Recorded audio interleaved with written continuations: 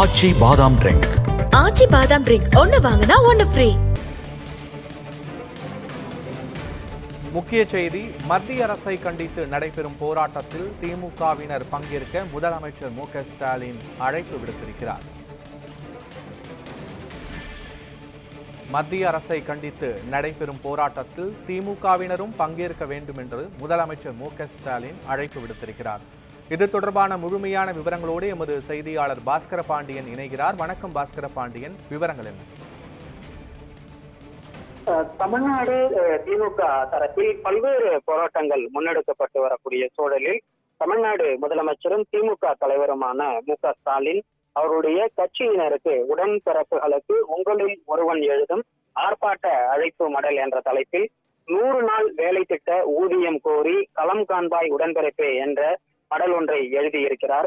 குறிப்பாக நீண்ட நெடிய இந்த மடலில் தமிழ்நாட்டு மக்கள் நம்பிக்கையுடன் நம்மிடம் வழங்கிய ஆட்சியை அனைவருக்கும் பலனளிக்கும் சாதனை திட்டங்களுடன் நாம் நடத்தி கொண்டிருந்தாலும் நாளொரு போராட்டத்தை முன்னெடுத்து நம் உரிமைகளை பெறக்கூடிய வகையில் மத்திய பாஜக அரசு தமிழ்நாட்டை ஒவ்வொரு துறையிலும் தொடர்ந்து வஞ்சித்து வருவதாகவும், மத்திய அரசு தாக்கல் செய்திருக்கக்கூடிய நிதிநிலை அறிக்கையில் தமிழ்நாடு என்ற பெயரும் இல்லை, தமிழ்நாட்டிற்கான திட்டங்களும் இல்லை, தமிழ்நாட்டிற்கு போதுமான நிதியும் ஒதுக்கப்படவில்லை எனவும், இதனை கண்டித்து ஏற்கனவே கடந்த பிப்ரவரி 8ஆம் தேதி தமிழ்நாடு முழுவதும் கண்டன பொதுக்கூட்டங்கள் நடைபெற்றன.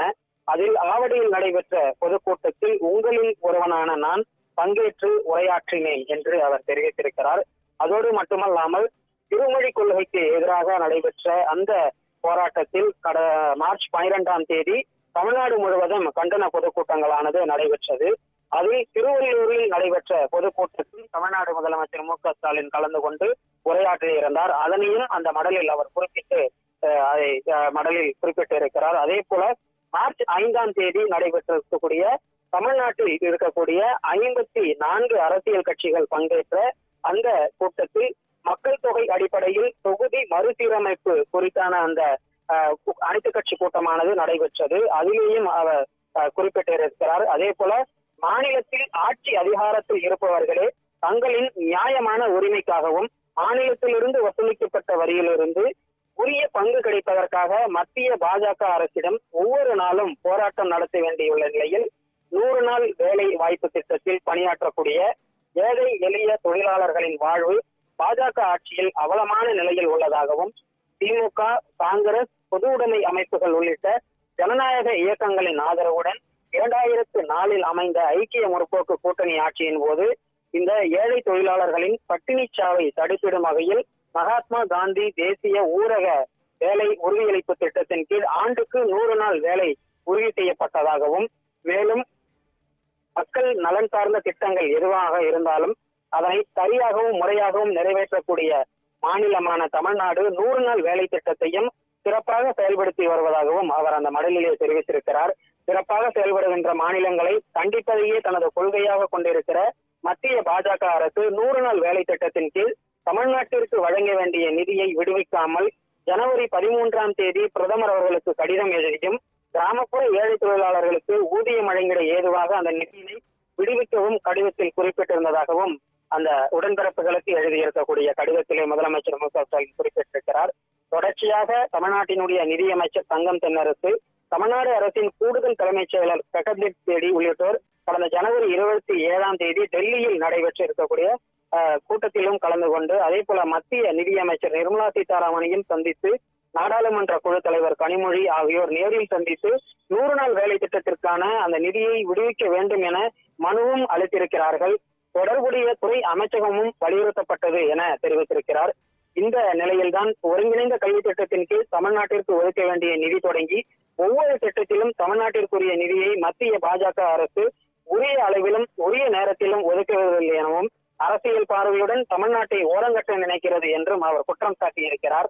உங்களில் ஒருவனான எனது தலைமையிலான தமிழ்நாட்டின் திராவிட மாடல் அரசு 100 நாள் வேலை திட்டத்தில் மாநில அரசின் பங்களிப்புக்குரிய நிதியின் மூலம் ஊதியத்தை வழங்கி வருவதாகவும், மத்திய அரசின் நிதி பங்களிப்பே இதில் முதன்மையானது என்பதால் உழைக்கும் ஏழை எளிய மக்களுக்கு முழுமையான அளவில் ஊதியம் வழங்கிட இயலவில்லை எனவும், தமிழ்நாட்டை போலவே கேரளா, மேற்கு வங்கம் போன்ற பாஜக ஆட்சியில் இல்லாத மாநிலங்களுக்கும் 100 நாள் வேலை திட்டத்தின் கீழ் வழங்க வேண்டிய நிலுவைத் தொகை கிடைக்கவில்லை எனவும் அவர் வைக்கப்பட்டிருக்க குற்றச்சாட்டை முன்வைத்திருக்கிறார்.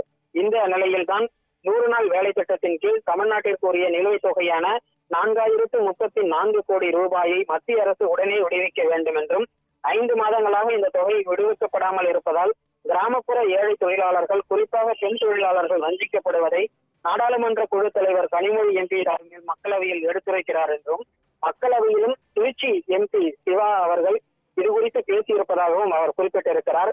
உத்தரப்பிரதேசத்தை விட தமிழ்நாட்டிற்கு கூடுதல் நிதி விடுவிக்கப்பட்டிருப்பதாக என்று பதில்களே மத்திய பாஜகவிடமிருந்து திசை திருப்பக்கூடிய பதில்களாக கிடைத்திருப்பதாகவும் அவர் குறிப்பிட்டிருப்பதோடு, ஏற்கனவே அறிவித்தபடி மார்ச் 29ஆம் தேதி இந்த நிதியை விடுவிக்க கோரி, அதாவது மத்திய அரசினுடைய 100 நாள் வேலை திட்ட நிதியை விடுவிக்க கோரி மார்ச் 29ஆம் தேதி ஆர்ப்பாட்டமானது நடைபெறும் என அறிவிக்கப்பட்டிருக்கிறது. தமிழ்நாடு முழுக்க இருக்கக்கூடிய ஒவ்வொரு ஒன்றியங்களிலும் தலா 2 இடங்களில் இந்த ஆர்ப்பாட்டமானது திமுக தலைமை அறிவித்திருக்கிறது. இந்த ஆர்ப்பாட்டத்தில் ஏழை ஆண் பெண் தொழிலாளர்களை பங்கேற்க செய்திட வேண்டும் என திமுகவினுடைய உறுப்பினர்களுக்கு அவர் உத்தரவிட்டிருக்கிறார். உயர்வை காய்வதற்கு முன்பே உழைப்பிற்கான ஊதியத்தை வழங்குவதுதான் நியாயமான செயலாகும். உழைத்தவர்கள் ஓடாய் தேய்கிற வரை அவர்களின் உழைப்பை உறிஞ்சிவிட்டு ஊதியத்தை தர மறுக்கிறது மத்திய பாஜக அரசு. அதன் உழைப்பு சுரண்டலையும் உரிமை பறிப்பையும் உறக்க முழங்கிடுவோம், உரிமைகளை வென்றிடுவோம் என அந்த கடிதத்தில் குறிப்பிட்டு 100 நாள் வேலை உறுதியளிப்பு திட்டத்திற்கான நிதியை மத்திய அரசு விடுவிக்க வலியுறுத்தி நடக்கக்கூடிய ஆர்ப்பாட்டத்தில் திரளாக கலந்து கொள்ள வேண்டும் என அவர் வேண்டுகோள் விடுத்திருக்கிறார். தகவல்களுக்கு நன்றி பாஸ்கர பாண்டியன்.